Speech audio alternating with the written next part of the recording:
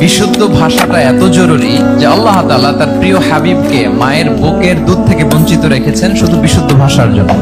একজন মানুষ সর্বপ্রথম কোন জিনিসের প্রেমে পড়ে জানেন? কথার প্রেমে পড়ে। কথার ধরন, কণ্ঠস্বর, তার অ্যাটিটিউড, তার শব্দের জাদু, এটা মানুষের হৃদয়কে জয় করে ফেলে। রাসূল সাল্লাল্লাহু আলাইহি ওয়াসাল্লামের এই এলোকোয়েন্স ছিল। তিনি বলতেন আল্লাহ তাআলা আমাকে সর্বমর্ম বাচন ভঙ্গির অধিকারী করেছেন। মানে উনি যেটা বলতেন এটা ছিল very precise in wording but comprehensive in meaning. এটার যে দোতনা, এটার যে appeal to the heart of the people, to the heart of the listener, এটা অসাধারণ। মানুষের হৃদয়কে জয় করে ফেলতো। আল্লাহু আকবার। তিনি এমন ভাবে কথা বলতেন, কথার মাঝখানে পজ দিতেন, মানে একটু থামতেন যাতে করে শ্রোতারা বুঝতে পারে। এত চমৎকার করে ওনার প্রেজেন্টেশন ছিল, বক্তব্য মালাগুলো ছিল, বলে যারা শুনতেছে ইজিলি মুখস্থ করে ফেলতে পারে। রাসূল সাল্লাল্লাহু আলাইহি ওয়াসাল্লামের সবচাইতে বড় ভাষণটি ছিল বিদায় হজের ভাষণ, খুব সম্ভবত। ওই ভাষণের টেক্সট গুলোকে যদি একসাথে করা হয়, আমার মনে হয় 10 মিনিটের বেশি লাগবে না ওই টেক্সট গুলো পড়তে। তার মানে সবচাইতে বড় যে ভাষণ ওনার, ওটা কত ছিল? 10 থেকে 12 মিনিটের ভাষণ ছিল। আমরা তো ঘন্টার পর ঘন্টা বক্তব্য করি, তারপরেও তো আমরা মানুষের মনকে খুশি করতে পারি না। উনি সেই যে 1400 বছর আগে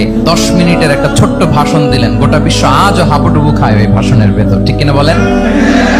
মাঝে মাঝে এমন আবেগঘন বক্তব্য উপস্থাপন করতেন, সাহাবারা অশ্রুসিক্ত হতো।